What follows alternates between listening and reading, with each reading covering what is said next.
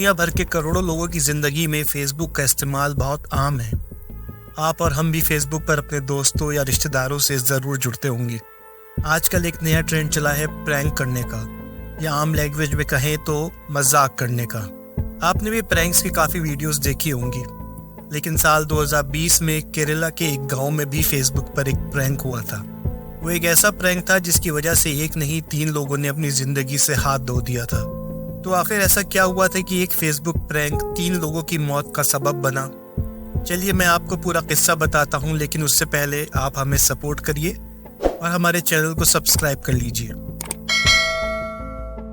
ये बात केरल के कोलम जिले के कुल्लुवथुकल गांव में रहने वाले विष्णु की फैमिली की है। 10th पास करने के बाद विष्णु ITI से एक कोर्स करता है और फिर कुछ काम धाम पे लग जाता है। जब विष्णु की उम्र 21 साल की थी तभी उसकी मुलाकात रेशमा नाम की एक लड़की से होती है। इस मुलाकात के टाइम रेशमा 10th क्लास में पढ़ती थी। रेशमा विष्णु के बड़े भाई रंजीत की पत्नी आर्या और विष्णु की भांजी करिश्मा की दोस्त थी। ये तीनों सेम स्कूल में पढ़ती थीं और इनकी एज भी सेम थी। रेशमा की दोस्ती इन दोनों से काफ़ी अच्छी थी। इस वजह से रेशमा अक्सर अपने दोस्तों से मिलने इनके घर आया जाया करती थी। आने जाने के दौरान विष्णु और रेशमा की पहचान होती है और ये दोनों एक दूसरे के प्यार में पड़ जाते हैं। आगे चलकर ये दोनों शादी का फैसला करते हैं और सन 2017 में इन दोनों की शादी हो जाती है। रेशमा की शादी से आर्या और ग्रीष्मा भी काफ़ी खुश थी और शादी के बाद इन तीनों की दोस्ती पहले से ज़्यादा काफ़ी मजबूत हो गई थी। सब कुछ सही चलता है और कुछ दिनों बाद रेशमा माँ बनती है और एक बेटी को जन्म देती है। इसके बाद अगले कुछ महीने भी बड़े अच्छे बीतते हैं, मगर एक समय बाद रेशमा और विष्णु के बीच कुछ अनबन शुरू हो जाती है। रिश्ते में कुछ कड़वाहट आनी शुरू हो जाती है और वजह परिवार में बेटी का जन्म नहीं होता बल्कि घर में एक एंड्रॉयड फ़ोन का आना बनता है। दरअसल रेशमा पहले एक सिंपल कीपैड फ़ोन यूज़ किया करती थी, लेकिन एंड्रॉयड फ़ोन आने के बाद वो उसमें इतना खोने लगती है कि घर के सारे काम और बच्चों की जिम्मेदारी भूल जाती है। विष्णु को रेशमा की वो आदत पसंद नहीं आती है और वो दिन भर मोबाइल यूज़ करने की इस लत की वजह से रेशमा को टोकना शुरू कर देता है। बस यहीं से रेशमा और विष्णु में आए दिन लड़ाइयाँ होने लगती हैं। इसके बावजूद रेशमा मोबाइल चलाना नहीं छोड़ती। ऐसा होते होते महीने 2 महीने बीत जाते हैं, यहाँ तक एक पूरा साल बदल जाता है, मगर रेशमा की आदत बदलने के बजाय और बिगड़ती चली जाती है। अब आता है साल 2020। विष्णु और रेशमा के रिश्ते सुधरने के बजाय बिगड़ते जा रहे थे। 2020 में ही एक दिन विष्णु के कुछ दोस्त विष्णु को फोन करके बताते हैं कि उन्होंने रेशमा को वर्कला में देखा है। वर्कला विष्णु और रेशमा के घर से लगभग 15 किलोमीटर दूर एक फेमस टूरिस्ट प्लेस है। जब विष्णु को पता चलता है कि उसकी पत्नी वर्कला गई है तो वो थोड़ा चौंक जाता है, क्योंकि वो पहली बार विष्णु से बिना बताए कहीं इतनी दूर गई थी।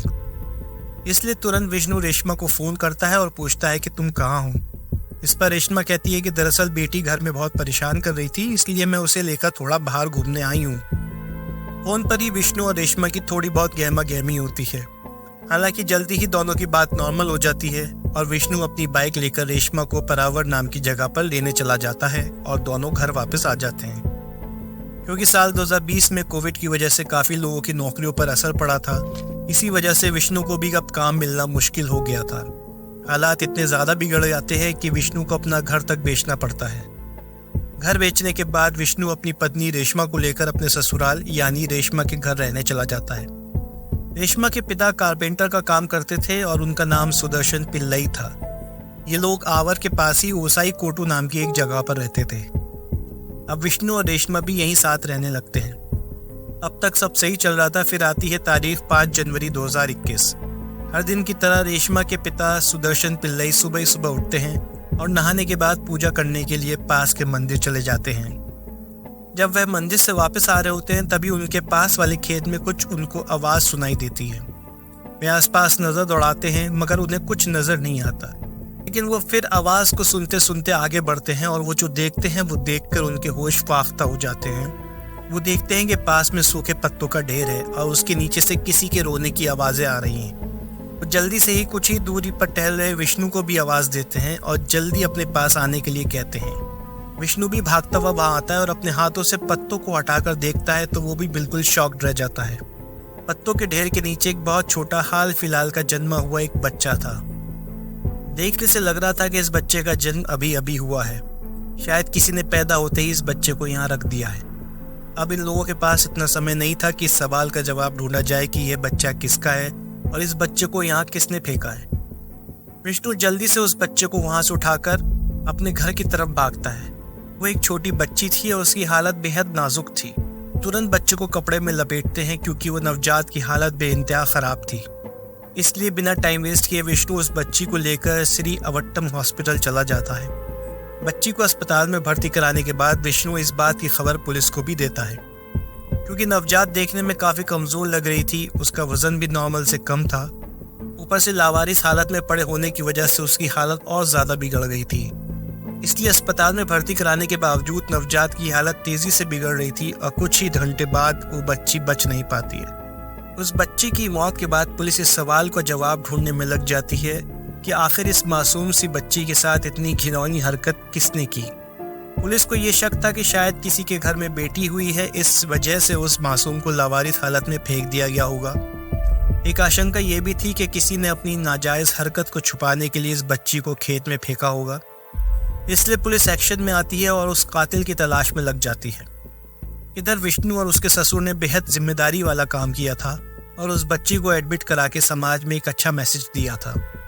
इस वजह से कुछ लोकल प्रेस वाले उनसे मिलने आने लगते हैं। रेशमा भी वहां पर मौजूद थी और वो मीडिया वालों को बताती है कि उनके परिवार वालों ने कैसे उस नवजात बच्ची को खेत से उतारकर अस्पताल पहुंचाया, लेकिन अब वो बच्ची इस दुनिया में नहीं रही। कई दिन बीत जाते हैं, कहीं से कोई क्लू नहीं मिलता। पुलिस आसपास के लोगों से भी पूछताछ करती है कि कहीं किसी ने कुछ देखा हो, किसी बाहर के अनजान आदमी या औरत को देखा हो, लेकिन पुलिस के हाथ नाकामयाबी लगती है। अब पुलिस इस बात की इन्वेस्टिगेशन में लग जाती है कि कहीं ऐसा तो नहीं कि गांव के किसी इंसान ने ही इस बच्ची को फेंका हो, लेकिन पुलिस को यहाँ भी कोई सक्सेस नहीं मिलती। अब पुलिस की हर जांच फेल होती जा रही थी, इसलिए पुलिस आखिर में उस बच्ची का डीएनए टेस्ट करवाने का फैसला करती है। वो बच्ची किसकी हो सकती है, इस बात का पता लगाने के लिए सभी कागजी कार्रवाई पूरी करने के बाद मेडिकल टीम गांव और आसपास के रहने वाले यंग कपल्स का डीएनए सैंपल कलेक्ट करती है। आसपास रहने वाले बाकी लोगों के साथ इस बच्ची को अस्पताल तक पहुंचाने वाले विष्णु और उसकी पत्नी रेशमा का भी डीएनए सैंपल लिया जाता है। डीएनए कलेक्शन को जांच के लिए आगे भेज दिया जाता है। क्योंकि डीएनए रिपोर्ट आने में काफी टाइम लग रहा था, इसलिए मामला थोड़ा ठंडा पड़ जाता है। पुलिस भी अलग अलग कदम उठाने से पहले डीएनए रिजल्ट का इंतजार करने लगती है। इधर रेशमा और विष्णु के बीच मोबाइल फोन के इस्तेमाल को लेकर होने वाली लड़ाइयाँ पहले की तरह जारी रहती हैं। यहाँ तक कि बीते कुछ हफ्तों में इन दोनों की आपस में बातचीत भी बंद हो जाती है और एक दिन विष्णु को गुस्सा आ जाता है और वो रेशमा का मोबाइल तोड़ देता है। अब क्योंकि विष्णु के पास कोई जॉब नहीं थी तो उसने गल्फ में जाकर जॉब ढूंढने का फैसला किया। फरवरी के महीने में वह काम करने अबू धाबी चला जाता है। हालांकि वहां जाने से पहले अपनी पत्नी को एक नया फोन दे जाता है। अब आ चुका था सन 2021 और महीना था जून का। इधर लावारिस बच्ची के माँ बाप का पता लगाने के लिए जो डीएनए कलेक्ट किया गया था, अब उस बात को 5 महीने बीत जाते हैं और पुलिस के हाथ कुछ रिपोर्ट आती है। पुलिस को पता चलता है कि गांव से जो डीएनए सैंपल किए गए थे उनमें से एक कपल का डीएनए बच्ची से मिलता है। मगर ये जानकर आपको भी हैरानी हो जाएगी कि जिस कपल से बच्ची का डीएनए मैच करता था वो कोई और नहीं, विष्णु और रेशमा ही होते हैं। अब पुलिस की एक टीम जल्दी से सुदर्शन पिल्लई के घर जाती है। जब पुलिस रेशमा के परिवार वालों को बताती है कि आपकी बेटी रेशमा और दामाद विष्णु के डीएनए से ही इस बच्ची का डीएनए मैच हो रहा है और इस बच्ची की माँ रेशमा है, तो ये सुनकर सब बेहद हैरान हो जाते हैं। बताते हैं कि पिछले कई महीनों से रेशमा हमारे घर में ही रह रही है और इस दौरान वो प्रेग्नेंट होती तो फैमिली को कैसे पता नहीं चलता। रेशमा की माँ पुलिस से कहती है कि उनकी लड़की की सिर्फ एक ही बेटी है और उन्होंने कभी रेशमा को प्रेग्नेंट हुए दोबारा नहीं देखा। पुलिस वालों को यह भी याद दिलाया जाता है कि जिस दिन बच्ची लावारिस हालत में मिलती है उस दिन आप लोगों ने रेशमा को घर पर ही देखा था। रेशमा ने कुछ लोकल न्यूज वालों को भी इंटरव्यू दिया था और उसके परिवार में सब लोग यही बात कह रहे थे। मगर दूसरी तरफ डीएनए रिपोर्ट थी जो चीख कर ये कह रही थी कि बच्ची की बायोलॉजिकल माँ रेशमा है। सभी चीजें देखने के बाद पुलिस को ये लगता है कि शायद डीएनए टेस्ट में कोई मिस्टेक हुई हो, इसलिए फिर से जांच के लिए दोबारा डीएनए टेस्ट भेज दिया जाता है, लेकिन रिजल्ट पिछली बार की तरह सेम ही आता है। अब पुलिस को लगने लगता है कि कुछ तो दाल में जरूर काला है, इसलिए 22 जुलाई 2021 को पुलिस सीधे रेशमा को गिरफ्तार करके उससे पूछताछ शुरू कर देती है। अब जो पुलिस पूछताछ में आगे खुलासा होता है वो यकीन से परे होता है। जब पुलिस सख्ती से पूछताछ पर उतरती है तो रेशमा स्वीकार करती है कि हाँ, वो बच्ची उसी की थी और उसने 5 जनवरी 2021 की सुबह उसको जन्म दिया था और सभी की नज़रों से बचाकर उसे पास के खेत में जाकर पत्तों के नीचे छिपा दिया था। पुलिस सबसे पहले जानने की कोशिश करती है कि आखिर रेशमा ने ऐसा क्यों किया। इस पर रेशमा जो खुलासा करती है वो बेहद चौंकाने वाला था। रेशमा बताती है कि हाथ में एंड्रॉयड फ़ोन आने के बाद वो अपना फेसबुक अकाउंट बनाती है। यही लगभग 1.5 साल पहले फेसबुक पर आनंद नाम का एक लड़का उससे मिलता है और उससे उसकी अच्छी दोस्ती हो जाती है। दोस्ती होने के बाद धीरे धीरे आनंद और रेशमा में काफ़ी बातें होने लगती हैं। रेशमा जो दिन भर मोबाइल पे चिपकी रहा करती थी, उसकी वजह ये आनंद ही था। हालांकि विष्णु को कभी इस बात की भनक नहीं लग पाई कि उसकी पत्नी फेसबुक पर किसी लड़के से बात करती है। बातचीत के दौरान ही रेशमा फेसबुक वाले दोस्त को प्यार करने लगती है। वो फेसबुक का दोस्त भी रेशमा से कहता है कि मैं तुमसे बहुत ज़्यादा प्यार करता हूँ और अब तुमसे शादी करना चाहता हूँ। जब दोनों हद से ज़्यादा एक दूसरे को प्यार करने लगते हैं तो एक दिन रेशमा बताती है कि वो शादीशुदा है। इस पर उसका फेसबुक बॉयफ्रेंड कहता है कि मुझे कोई दिक्कत नहीं है, अगर तुम चाहो तो मैं तुमसे दोबारा शादी कर लूँगा। शादी का प्लान फाइनल करने से पहले रेशमा बॉयफ्रेंड से मिलने को कहती है और वो राज़ी हो जाता है। मिलने की जगह तय करने के बाद एक दिन रेशमा अपने साथ बेटी को लेकर घूमने के बहाने निकलती है, मगर उस दिन उसका बॉयफ्रेंड उससे मिलने नहीं आता। रेशमा पूछताछ के दौरान आगे बताती है कि एक दिन आनंद को बताती है कि वो गर्भवती है। इस पर आनंद उससे कहता है कि तुम शादीशुदा हो, वहाँ तक ठीक था, लेकिन मैं अब इस बच्चे को एक्सेप्ट नहीं कर पाऊंगा, इसलिए तुम इस बच्चे को जन्म लेते ही उसको ख़त्म कर देना, फिर हम दोनों आगे शादी कर लेंगे। इसलिए जैसे ही बच्चे का जन्म होता है, आनंद के कहने के मुताबिक वो बच्ची को खेत में फेंक कर आ जाती है और वो इस बात से बेगुमान थी कि उसका ही पति उस बच्ची को खेत से उठाकर हॉस्पिटल में एडमिट करा देगा। इधर रेशमा की गिरफ्तारी की खबर होते ही उसका पति विष्णु भी अबू धाबी से वापस आ जाता है। भारत आते ही विष्णु भी पुलिस स्टेशन जाता है, जहाँ उससे भी पूछताछ शुरू हो जाती है। अब विष्णु जो दावा करता है वो और भी हैरान करने वाला होता है। विष्णु कहता है कि हमेशा वो अपनी पत्नी के साथ रहता था, मगर कभी भी उसको ऐसा नहीं लगा कि उसकी पत्नी प्रेग्नेंट है। विष्णु ये भी कहता है कि जिस सुबह यानी 5 जनवरी की सुबह जो बच्ची मिली थी, उससे 2 दिन पहले हम दोनों मंदिर गए थे, मगर कहीं से भी ऐसा नहीं लगा कि रेशमा प्रेग्नेंट है। इतना ही नहीं, जब 4 जनवरी की रात विष्णु काम से वापस आया था तो रेशमा ने उस रात करीब 11 बजे दरवाज़ा खोला था। जब रेशमा से विष्णु के इन दावों के बारे में पूछा गया तो रेशमा कहती है कि विष्णु सच बोल रहा है। मैंने कभी भी उसको प्रेग्नेंट होने की बात नहीं बताई, क्योंकि मैंने फैसला कर लिया था कि इस बच्चे को जन्म देते ही मैं ख़त्म कर दूंगी और फिर आनंद के साथ दूसरी शादी कर लूंगी। लेकिन बच्ची के पैदा होने के बाद उसने आनंद से मिलने की कई बार कोशिश की, लेकिन हर बार प्लान एंड में आकर कैंसिल हो जाता था। ये बात सुनकर आपको हैरानी तो हुई होगी कि एक प्रेग्नेंट लेडी बिना किसी की नज़रों में आए ऐसे कितने दिन प्रेग्नेंट रही और ना उसके हस्बैंड को पता चला और ना उसके माँ बाप को। वीडियो में बने रहिए, आगे आपको सब बताएंगे। फिलहाल चलिए इस कहानी में आए अब तक के सबसे बड़े ट्विस्ट के बारे में आपको बताते हैं। डीएनए जांच और रेशमा के बयान से बिल्कुल साफ हो गया था कि बच्ची रेशमा और विष्णु की है और उस बच्चे को मरने के लिए खेत में रेशमा ने ही छोड़ा था। विष्णु का कोई उसमें हाथ नहीं था, बल्कि रेशमा ने ये सब कुछ अपने बॉयफ्रेंड आनंद के कहने पे किया था। देखा जाए तो इस पूरे कांड में आनंद का पूरा इन्वॉल्वमेंट था। अब पुलिस उस आनंद के बारे में पता लगाने के लिए जुट जाती है। रेशमा के हिसाब से उसने कभी आनंद को देखा नहीं था, सिर्फ फेसबुक मैसेजेस पर उससे बात होती थी। पुलिस अब रेशमा के द्वारा बताए हुए प्रोफाइल की जांच में लग जाती है। साइबर पुलिस भी इस मैटर में इन्वॉल्व हो जाती है, लेकिन आनंद नाम के सैकड़ों अकाउंट खंगालने के बावजूद ये पर्टिकुलर आनंद नहीं मिलता। इस इन्वेस्टिगेशन के दौरान ही पुलिस को पता चलता है कि रेशमा जिस मोबाइल का इस्तेमाल कर रही थी वो उसकी जेठानी और उसकी स्कूल के ज़माने की दोस्त आर्या के नाम पर है। ध्यान रहे, आर्या विष्णु के बड़े भाई की पत्नी है। जांच पड़ताल के दौरान ये भी पता चलता है कि एक मोबाइल जो कभी रेशमा यूज़ करती थी वो अब आर्या यूज़ कर रही है। पुलिस को लगता है कि शायद रेशमा के पुराने मोबाइल से उसके बॉयफ्रेंड आनंद का कुछ पता लग जाए, इसलिए पुलिस पूछताछ के लिए आर्या को 24 जुलाई के दिन मोबाइल के साथ थाने में बुलाती है। लेकिन उससे पहले वो थाने में पेश होती 24 जुलाई 2021 को अचानक आर्या गायब हो जाती है। थोड़ी देर बाद पता चलता है कि आर्या के साथ ग्रीष्मा भी गायब है। ग्रीष्मा भी रेशमा के स्कूल टाइम की सहेली थी और विष्णु की भांजी थी। पुलिस पिछले ही केस में अभी तक लगी हुई थी कि अब उनके लिए नई मुश्किलें खड़ी हो जाती हैं। अब इन 2 लापता लड़कियों को खोजने के लिए पुलिस लग जाती है। जांच की शुरुआत आर्या और ग्रीष्मा के घर से ही होती है। खोजबीन के दौरान पुलिस को ग्रीष्मा का लिखा हुआ एक नोट मिलता है। नोट में बस ये लिखा हुआ था कि मैं नहीं चाहती कि बच्चे की मौत की जिम्मेदारी मुझ पर आए। अब पुलिस ये नहीं समझ पा रही थी कि आखिर इस पूरे केस में ग्रीष्मा का क्या हाथ है। पुलिस अपनी जांच और तेज कर देती है और आसपास के सीसीटीवी फुटेज खंगालती है। एक जगह के सीसीटीवी फुटेज में आर्या और ग्रीष्मा साथ में दिखाई देती हैं। दिन भर इन दोनों की खोजबीन जारी रहती है मगर कोई कामयाबी नहीं मिलती। अगले दिन 25 जुलाई 2021 को पुलिस को खबर मिलती है कि पास की ही एक नदी में 2 लड़कियों की डेड बॉडी मिली है।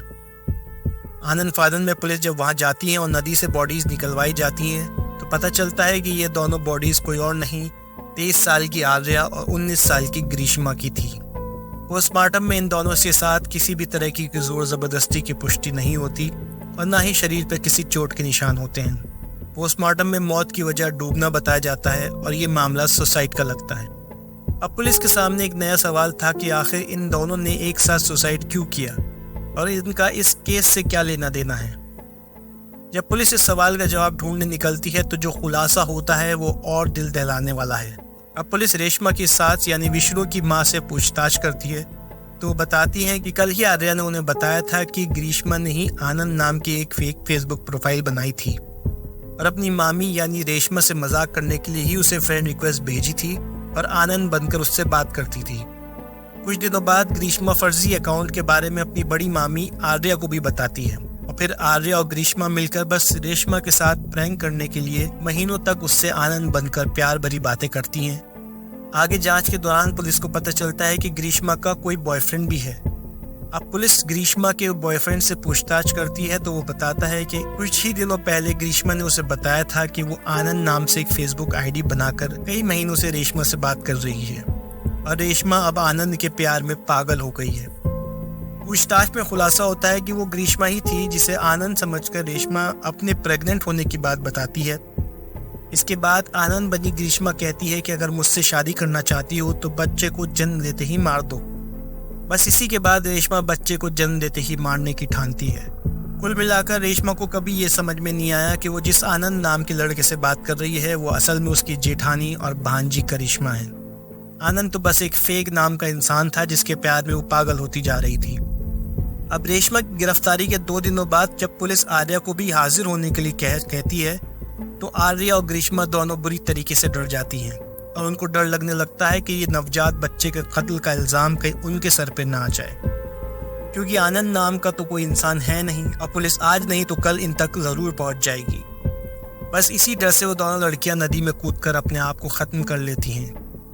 लेकिन एक सवाल आपके मन में ये जरूर आया होगा कि कोई प्रेग्नेंट हो और उसके पति या घर वालों को भनक तक ना लगे, ऐसा कैसे पॉसिबल हो सकता है। दरअसल पुलिस पूछताछ के दौरान रेशमा की मां और उसके पति भी बताते हैं कि पिछले कई महीनों से रेशमा सिर्फ बहुत ढीले कपड़े पहनती थी। ऐसा रेशमा अपनी प्रेगनेंसी को छुपाने के लिए कर रही थी। इसके अलावा रेशमा के पास एक बड़ी बेल्ट भी बरामद हुई। वो इस टाइट बेल्ट को लगाकर रखती थी जिससे उसका पेट बाहर की तरफ ना निकले और किसी को कोई शक न हो। इसके अलावा मेडिकल साइंस के हिसाब से देखा जाए तो ये पॉसिबल भी है कि कोई महिला 9 महीने तक प्रेग्नेंट रहे और उसकी बॉडी में कोई ऐसे नोटिसेबल चेंजेस ना आए।